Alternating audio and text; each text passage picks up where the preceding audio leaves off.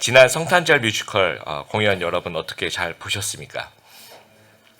아주 수준 높고 아주 재미있고 아주 감동적인 그런 귀한 공연을 선물해 주셔서 너무 감사합니다.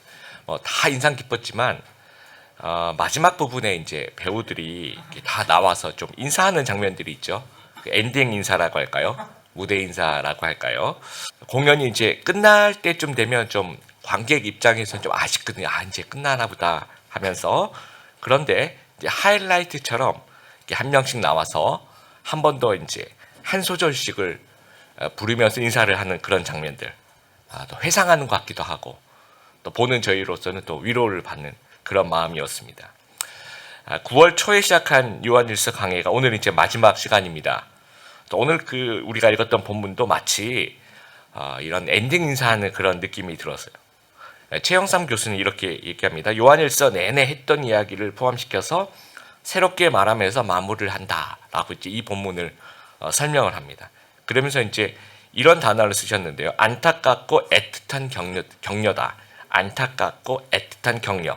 그러니까 노 사도가 자녀 같은 그 초대교회 성도들에게 먼 길을 떠나는 사람들처럼 이렇게 당부를 하는 거예요. 우리가 이제 먼 여행을 떠날 때 우리 부모님이 늘 하는 말인데 순서 없이 또 반복하시면서 나열하는 그런 얘기들 있잖아요. 비타민 꼭 챙겨 먹어라. 도착하면 전화해라. 소매치기 조심해라. 목도리 꼭 챙기고 여권 잊어버리지 말고 선물은 안 사도 된다. 이런 얘기들 있지 않습니까? 사도요한도 마찬가지. 어떤 특별한 주제나 순서 없이 어떤 사랑의 당부를 나열하고 있는 거예요.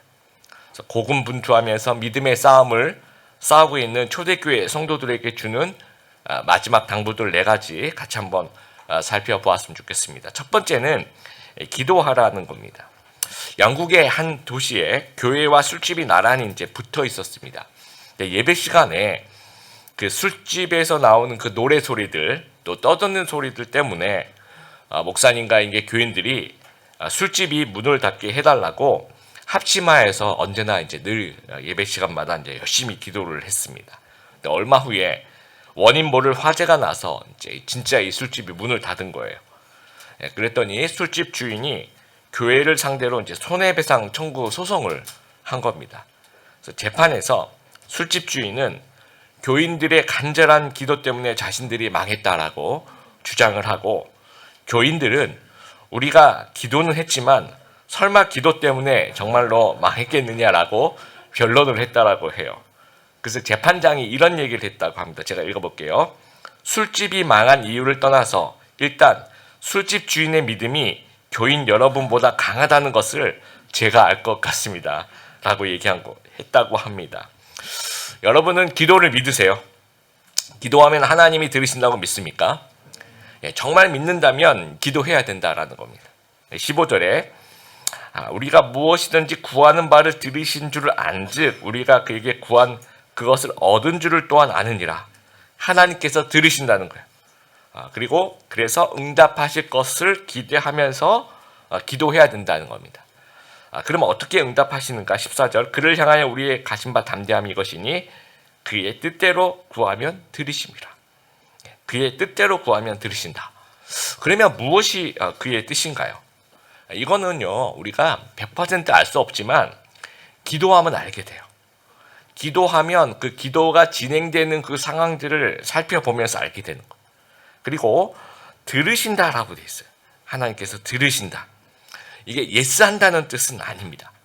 그러나 그걸 포함한 거죠. 예스를 포함해서 하나님께서 듣고 하나님 편에서 가장 선한 길을 응답하신다라는 거예요. 그래서 기도 응답을 받으려면 일단 먼저 기도를 해야 된다라는 겁니다. 기도하면 응답도 되지만 또 다른 유익이 있어요. 무엇이냐면 이 마음이 평안해집니다. 빌립보서 4장 6절 7절 같이 한번 읽어보겠습니다. 아무것도 염려하지 말고 다만 모든 일에 기도와 간구로 너희 구할 것을 감사함으로 하나님께 아뢰라.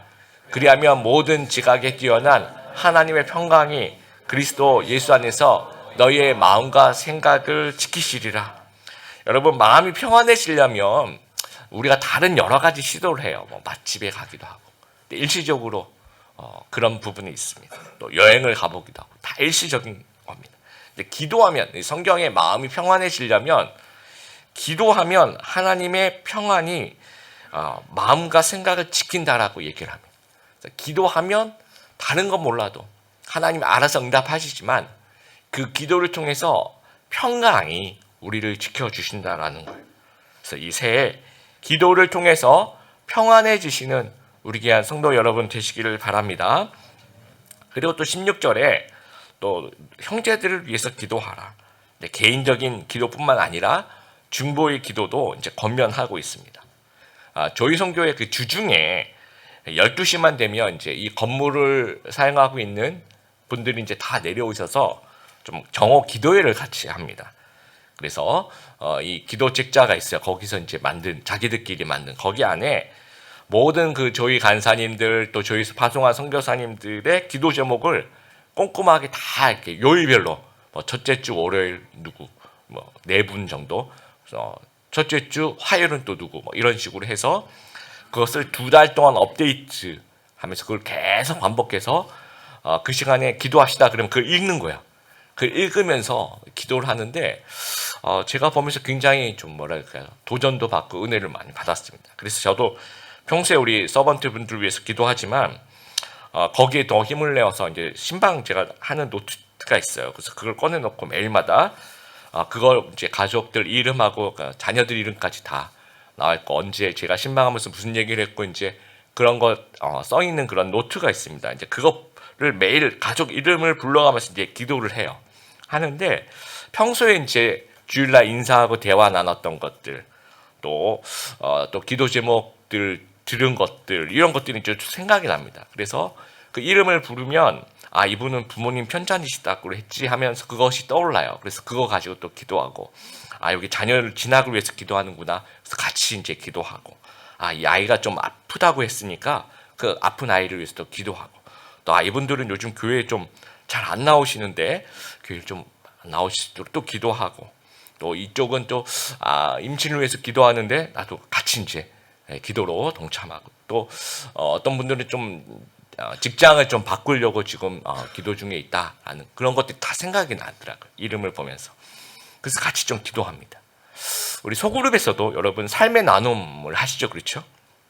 어떨 때는 그게 나눔을 하다가 이제 좀 나눔이 깊어지다 보면 좀 하소연하기도 하고 좀 안타까워서 좀 뭐라 그럴까요? 좀 약간 심한 이야기들 좀 서로 나누기도 하고 속에 있는 이야기들을 여러분 여기서 그치면 그냥 하소연 공동체가 되는 겁니다. 근데 이것은 이제 그때 이제 삶의 나눔은요 반드시 중보기도로 이어져야 되는 거죠. 그래서 여러분들이 매일마다 소그룹을 위해서 기도할 때 이름을 부르면서 기도할 때 그 생각이 떠오르는 거야. 지난주에 이거 가지고 힘들다고 하셨다. 그럼 그거 가지고 기도하는 그래서 기도로 사귀는 영적인 공동체가 되었으면 좋겠습니다. 그래서 2024년 새해에는 더 많이 더 열심히 기도하는 성도님 되어서 기도의 축복이 넘치는 귀한 우리 성도님들 되시길 바랍니다. 두 번째 당부는 죄와 싸우라는 겁니다. 16절에 보면 우리가 읽었던 것처럼 사망에 이르지 않는 죄가 있고 사망에 이르는 죄가 있다라고 얘기를 해요. 유기성 목사님 책에 이런 예화가 있더라고요. 그 목사님이 이제 경남 김해 어느 교회에 부흥회를 가셨는데 설교가 끝나고 어느 80이 넘으신 어느 권사님이 찾아오셨대요. 그래서 이제 상담을 요청하셨는데 사연을 들어보니까 이 권사님이 이제 17살 때 결혼을 하시고 임신을 하셨는데 일제시대 그때 이제 남편이 강제로 군대를 끌려갔대요. 그러면서 이제 완전히 행방불명이 되신 거예요. 살았는지 죽었는지 그 어떤 연락도 없고. 그래서 이제 배가 점점 불러오는데 어떻게 해야 될 방법이 없어서 친정으로 이제 다시 들어갔는데 친정 식구들이 굉장히 안 좋아하더래요. 왜냐면 친정도 먹을 것이 없어서 굉장히 가난한데 또 이제 그 딸이 이제 와서 또 배가 이렇게 불러서 오니까 식구가 더 늘어나는 것에 대해서 노골적으로 되게 좀 좋지 않게 생각하더라는 거죠. 눈치가 너무 보였다라는 겁니다. 그런데 이제 임신하고 출산을 해보니까 이제 쌍둥이들라는 거예요. 그래서 이분이 한 아이에게는 젖을 주지 않았대요. 좀 그때 당시에는 어떻게든 한 명이라도 더 입을 줄여보자 아마 그렇게 생각했던 것 같습니다. 그래서 한 젖을 준 아이는 살았고 젖을 주지 않은 아이는 그냥 안타깝게도 죽게 되는 거죠. 이게 이제 평생 죄책감으로 가지고 있는 거예요. 이 권사님. 자식을 죽인 어미다. 근데 이걸 누구한테도 털어놓지 못하고 평생 그렇게 붙잡고 있었던 비밀이었다라는 거. 그러니까 교회에서 뭔가 이렇게라도 하면 하나님이 나를 용서하는 마음에서 교회 청소를 그렇게 열심히 도맡아서 하셨대요. 그리고 80이 넘으신 그런 연세에도 누가 교회 청소를 하겠다 그러면 내가 하겠다. 그 누구에게도 양보하지 않고 열심히 청소하셨대요. 이렇게라도 하면 하나님이 나를 용서하실 거라고 생각했던 거죠. 여러분, 이게 지난주에 제가 말씀드린 종교와 어떤 복음에 대해서 얘기할 때 이건 종교에 대한 부분이겠죠. 여러분, 그러면 이 권사님의 죄는 사망에 이르는 죄입니까? 아니면 사망에 이르지 않는 죄입니까? 사망에 이르는 죄라고 하면 혹시 내가 그런 죄를 지었을까? 이런 생각을 자꾸 할 수 있어요. 근데 사탄, 이단에게 해당되는 그런 죄가 사망에 이르는 죄. 그러니까 의도적인 불신앙과 죽음을 향해 나아가는.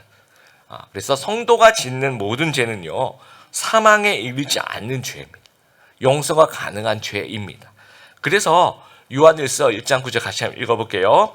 만일 우리가 우리 죄를 자백하면 그는 미쁘시고 우로사 우리 죄를 사하시며 우리를 모든 불의에서 깨끗하게 하실 것이요.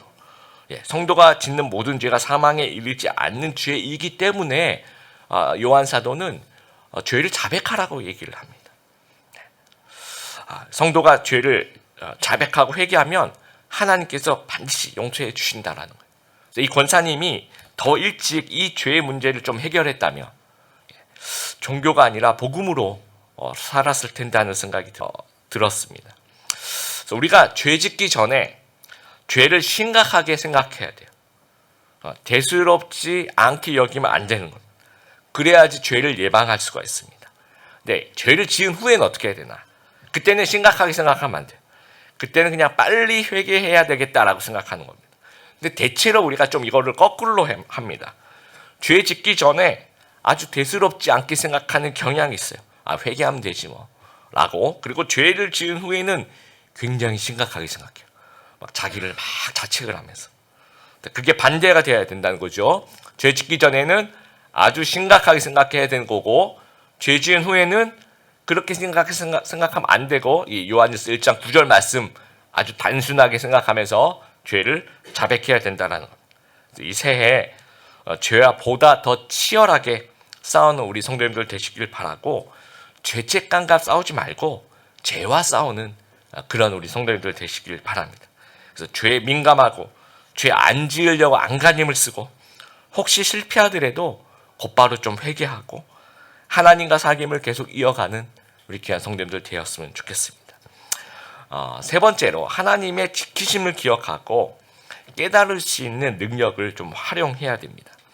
18절에 보면요, 하나님께로부터 난 자는 다 범죄하지 아니한다. 우리가 우리 요한일서 공부하면서 이 부분을 좀 다룬 적이 있습니다. 이제 죄를 전혀 짓지 않는다는 말인가? 그런 건 아닙니다. 쉬운 성경에도 계속해서 죄를 지을 수 없다. 원어 성경에도 그렇게 나와 있고요. 그래서 영어 성경에도 굉장히 잘 번역이 됐습니다. Does not continue to sin. 그러니까 한두 번은 우리가 죄를 지을 수 있지만 계속 그렇게 살진 않는다는 거예요. 그 이유가 두 가지가 오늘 18절, 19절, 20절에 설명을 하고 있습니다. 첫 번째는 하나님의 노력, 두 번째는 이제 인간의 노력인데요.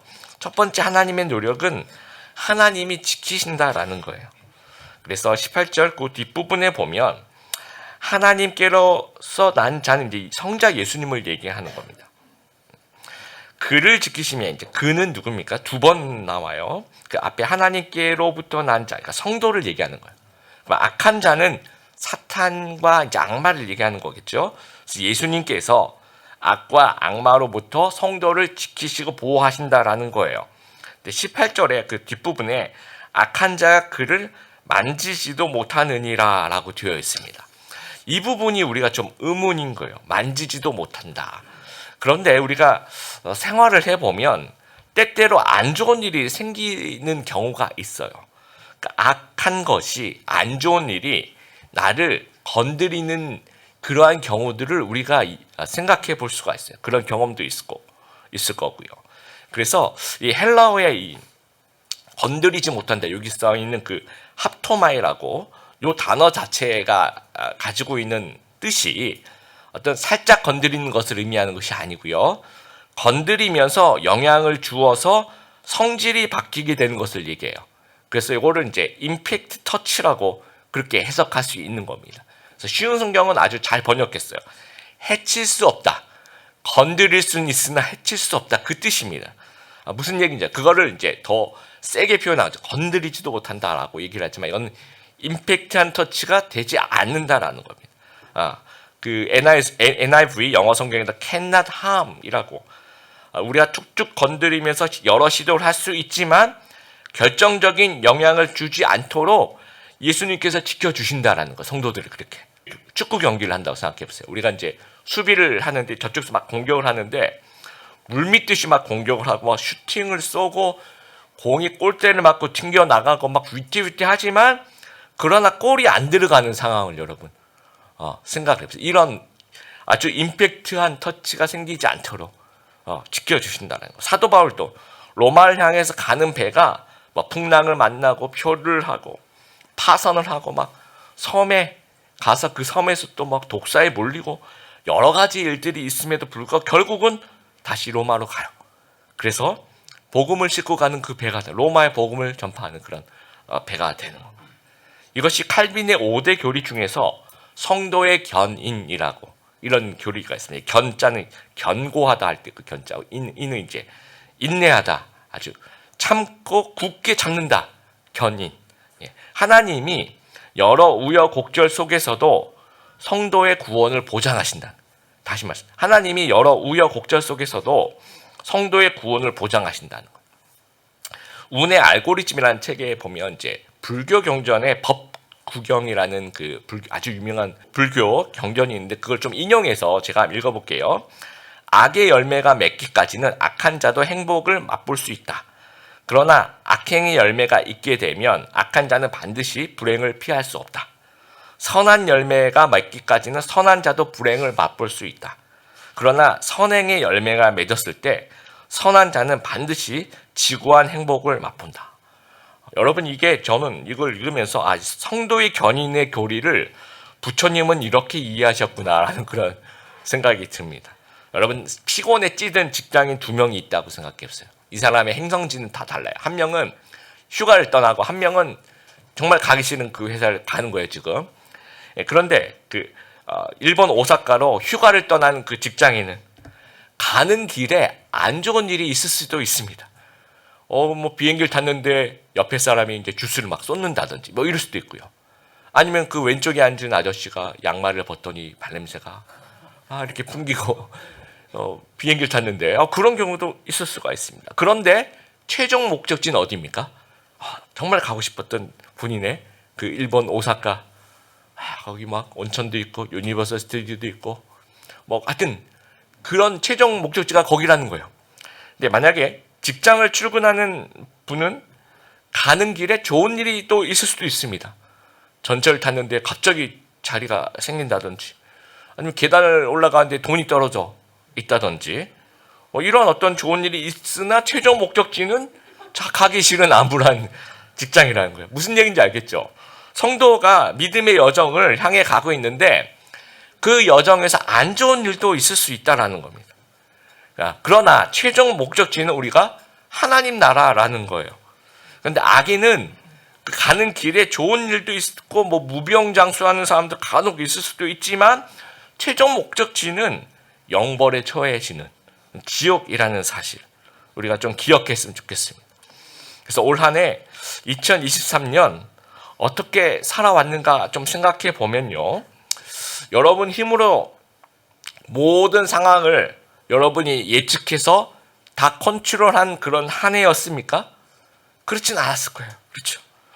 도대체 1년을 어떻게 살았나, 살아야 하나, 우리가 이제 2023년 1월 시작할 때 그런 걱정을 했는데 벌써 오늘이 올해의 마지막 날 12월 31일입니다. 이것도 기적입니다, 여러분.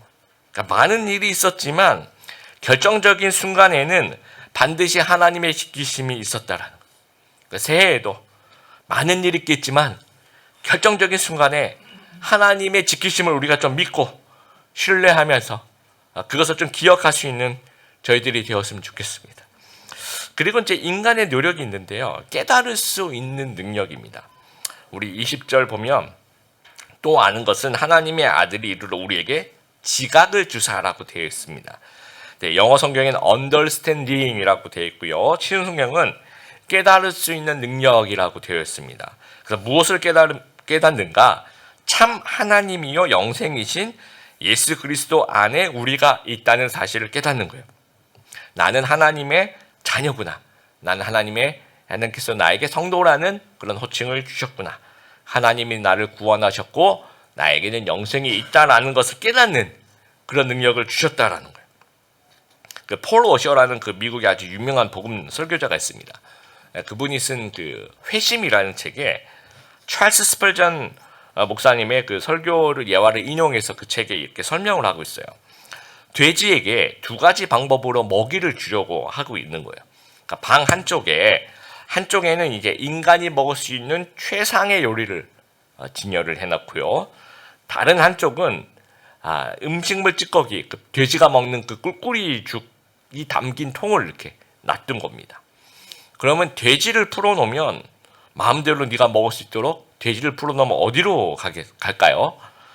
꿀꿀이 죽 있는 데로 가더라고요. 그래서 그 음식물 찌꺼기를 마구마구 먹으면서도 뭐 수치라든지 그런 거 전혀 없고 오히려 행복하게 꿀꿀거리면서 그걸 먹는다는 거예요. 근데 그 꿀꿀이통에 코를 쳐박고 그걸 막 먹고 있는 도중에 만약에 돼지의 본성이 사람의 본성으로 초자연적으로 존재론적 변화가 만약에 생긴다면, 그리고 상상을 해보세요. 여러분이 꿀꿀이죽을 먹고 있다가 갑자기 여러분이 사람이 된 거예요. 그러면 갑자기 이 꿀꿀이죽의 고약한 냄새에 몸소리가 쳐지는 거죠. 내가 이걸 먹었다고 아주 역겨워지는 거죠. 그래서 구토가 나는 겁니다. 그러면서 내가 이걸 먹고 있는 내 스스로가 수치스럽고 부끄럽고 주위 사람들에게 미안해진다라는 겁니다. 그리고 둘 중에 어떤 거 먹을래? 그러면 이 꿀꿀이죽은 쳐다도 안 보는 거죠. 정말 맛있는 음식이 있으니까. 자, 이 능력이 발휘되면 언제든지 우리가 하나님 앞으로 돌아올 수 있다라는 거예요. 자, 이 능력은 오늘 말씀에 하나님의 아들이 이르러 우리에게 지각을 주셨다라고 했어요. 그러면 우리가 가지고 있는 겁니다. 가지고 있는 우리는 이 깨달을 수 있는 능력을 사용해야 된다라는 거예요. 요셉도 보디발의 아내가 유혹을 할 때 내가 어떻게 하나님께 죄를 줄 수 있겠는가라고 깨달을 수 있는 능력을 이때 사용을 했고요. 베드로도 예수님을 비록 부인하고 죄를 짓고 그랬지만 닭 울음소리가 들릴 때 그 깨달을 수 있는 능력을 사용해서 회개를 하게 됩니다. 또 느니의 백성들도 악하게 살아왔지만 요나 선지자의 그 말씀을 듣고 회개하면서 그 깨달을 수 있는 능력을 사용했다는 거예요. 그래서 새해에도 이 깨달을 수 있는 능력이 좀 극대화되는 우리 귀한 성도님들 되시길 바랍니다. 그래서 하나님의 지키심과 합쳐져서 악한 것들이 건드리지도 못하게 되시기를 주님의 이름으로 축복합니다. 마지막으로 네 번째로 우상을 멀리하라고 이야기를 합니다. 21절이 이제 마지막 절이에요. 그래서 자녀들아 라고 시작합니다. 굉장히 애절하죠. 마지막에 자녀들아 하면서 90세가 넘은 노사도가 자녀 같은 손주들 같은 성도들을 자녀들아 라고 이렇게 부르고 있는 겁니다. 진짜 마지막 당부를 하는 거예요. 그러면 여러분들 건강하세요 이렇게 얘기할 수도 있겠고요. 복 많이 받으세요. 은혜 넘치는 그런 시간이 되었으면 좋겠습니다 라고 축복할 수 있으나 우상을 멀리하라라고 마지막 말을 하고 있습니다. 여러분 우상의 정의가 뭡니까? 여러분 중에서 뭐 아침에 일어나서 뭐 이렇게 해놓고 종땡 치고 이렇게 하시는 분 없으시죠? 그렇죠? 그래서 나는 우상 숭배를 안 하고 있다라고 착각을 하는데요. 우상은 하나님보다 더 중요하게 여기는 것이 우상이에요. 하나님보다 더 의지하는 것, 또 여러분이 힘들 때 찾아가는 그게 우상입니다. 그리고 이것이 무너지고 이것이 잘못되면 나는 하나님을 원망할 거야 라고 생각되는 그것이 우상이라는 거. 그 10계명의 제1계명이 뭐예요? 나 외에 다른 신을 섬기지 말라.